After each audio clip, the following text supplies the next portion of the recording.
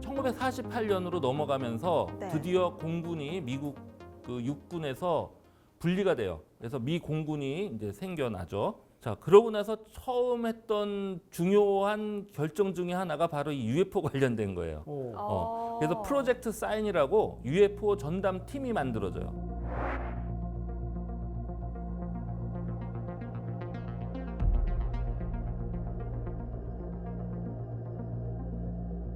자, 근데 이때도 역시 UFO라는 명칭을 쓰지 않아요.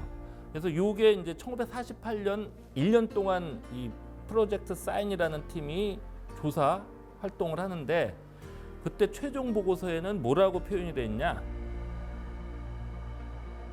Unidentified Aerial Object. UFO가 아니고 UAO네요. UAO. 네. 아. 근데 A는 그러면 에어리얼, Aerial. 공중. 그러니까 공중의 어떤 물체다. 미확인 공중 물체. 뭐 이 정도로 해석이 되죠. 그러니까 이게 이제 그 당시에는 왜 이게 만들어졌냐? 외계인 그거가 아니라 소련을 비롯한 잠재적인 적국에서 만든 비밀 무기.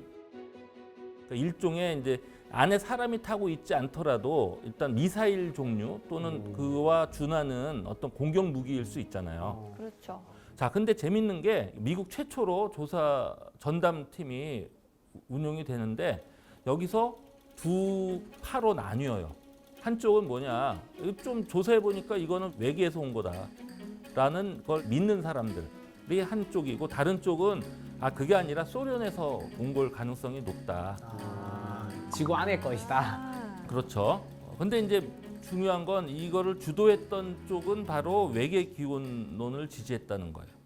그러니까 왜냐하면 그걸 자기가들이 직접적으로 조사를 해 보니까 소련 그건 아니야.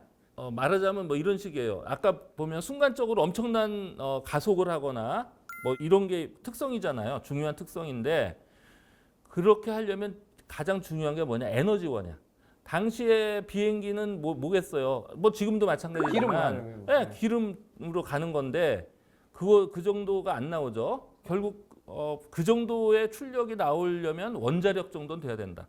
그건 다시 말하면은 그 정도 속도로 가속을 하려면은 원자폭탄을 계속해서 터트려 갖고 그렇게 만들어 낼 수 있는 수준이에요. 그러니까 현 지구에 존재하는 기술로는 그렇죠. 안 되는 거였네요. 예. 근데 이제 소련 기원론을 주장하는 쪽은 소련에 뭔가 엄청난 게 지금 일어난다는 거를 계속해서 홍보함으로써 국방 예산을 딸 수 있잖아. 그래서 거기에 하기 위한 그거를 이제 하겠다는 그런 야심들이 있는 사람들이었다고 판단이 돼요. 경각심을 일으켜서.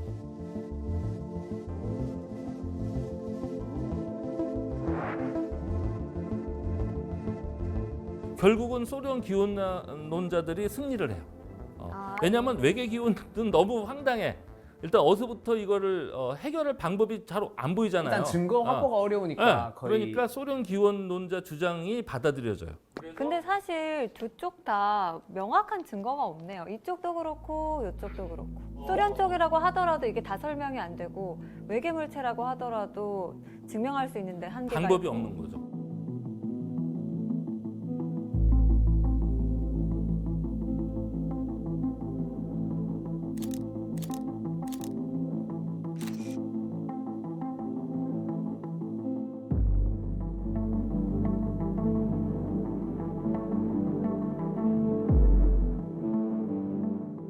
그래서 이제 사실은 그 소련 기원론자들이 득세를 하면서 이 UFO 전담 팀이 와해가 돼. 와해가 되고, 그러니까 이게 소련에서 기원이 됐다고 하더라도 중요하잖아요. 어쨌든 안보적으로. 그렇죠. 네. 그러니까 그거를 다시 재건을 해요. 그래서 생긴 게 이제 프로젝트 블루북이라는 거예요. 그러면서 바로 요게 다시 출범하면서 이름도 UFO. Unidentified Flying Object로 이때 처음 나온 단어인가요? 확실히 이제 저게 정착이 되죠. 미확인 비행 물체. 비행 물체 UFO.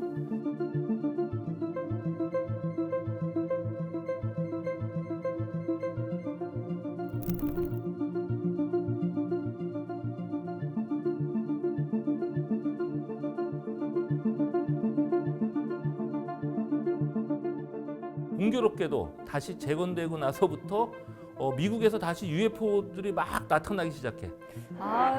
좀 이상한데요. 그러고 그 당시에는 또 이제 미국 사람들이 우리 한국 전쟁, 그러니까 6.25 그게 50년대에 터져서 UFO가 우리 한반도에서도 막 목격이 되기 시작해요. 그 미 공군이 이제 한반도에서 작전을 수행하는데 UFO를 목격했다는 그게 실제로 보도가 되는 거야. 미국 본토에. 그거와 같이 발맞춰서 미국 땅에서도 UFO가 또 막 나타나기 시작하는 거예요. 오. 자, 근데 이제 중요한 게 미국에 그냥 웬만한 데서 이렇게 나타나는 거는 뭐 크게 관심을 끌지 않을 수도 있는데 바로 미국의 심장부, 수도 워싱턴 DC 상공에서 나타나요. 자, 근데 요 나타나는 시기도 참 미묘한 게 네. 원래 이제 레이더는 군에서 군사용으로 개발했잖아요. 그게 이제 나중에 민수 공항에 가면은 요새 다 레이더로 관제를 해요. 그죠? 그게 사실 시작된 게 언제부터냐? 본격적으로 시작된 게 1952년에 미국의 수도 워싱턴 DC에서 시작이 돼요. 근데 그게 본격적으로 작동이 되자마자 갑자기 워싱턴 DC 상공에 UFO가 출현해. 그리고 그게 워싱턴 국립공항의 레이더에 잡히는 거야. 물론 주변에 있는 군 기지에 있는 레이더에도 포착이 되고 여기저기서 서로 상호 검증이 되는 거죠. 그러면 이게 레이더라는 게 작동을 하면서 그동안 놓쳤었던 UFO들이 발견이 되는 거예요? 아니면 때마침 가동하는데 UFO가 날라오는 거예요? 너무 우연치고는 너무 좀 그렇잖아요. 네, 굉장히 이상한데요? 그게 이제 본격적으로 하는데 내가 봤을 때는 한번 테스트 해보려고 나타난 게 아니냐. 얼마나 성능이 좋으냐. 그럴 수도 있겠죠. 뭐 그럴 수도 있고 뭐 아니면은 이제 이게 레이더가 제대로 본격적으로 가동이 되니까 그 전에는 잘 안 보이던 놈들이 많이 이제 보이기 시작. 근데 아마 둘 다 가능성이 있죠. 자, 그래서 이게 한 번만 나타난 게 아니라 두 번에 걸쳐서 나타나. 그리고 그때마다 요격기가 출격을 해요. 그래서 그걸 쫓아가는데 첫 번째 나타났을 때는 요격기들이 실제로 UFO를 제대로 못 봐. 그 레이더로 쭉 해서 어디 있다고 알려줬는데 막상 가보니까 그게 없어져.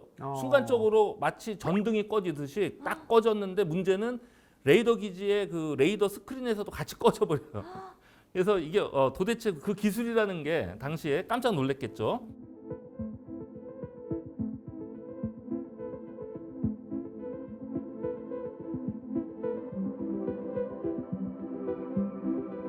그러다가 이제 두 번째 7월 26일 날은 실제로 갔더니 이때는 이놈들이 사라지지 않고 나타나 있어요.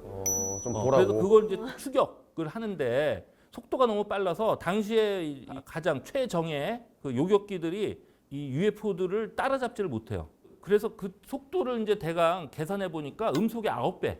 당시는 음속의 뭐 1.5배 내기도 쉽지 않던 상황인데 뭐 9배. 이상하고 우리 일반적인 물리 상식으로 이해하기 어렵네요. 이상하고 그렇죠. 이상해. 자, 이 사건이 나니까 이것도 다른 데도 아니고 미국의 수도 워싱턴 DC 상공에서 이것도 한 번도 아니고 두 번이나 나니까 이게 엄청난 사건이잖아요. 그래서 2차 세계대전이 끝나고 나서 미국에서 벌어졌던 기자회견 중에 가장 큰 기자회견이 7월 29일 날 합동 기자회견을 열어요.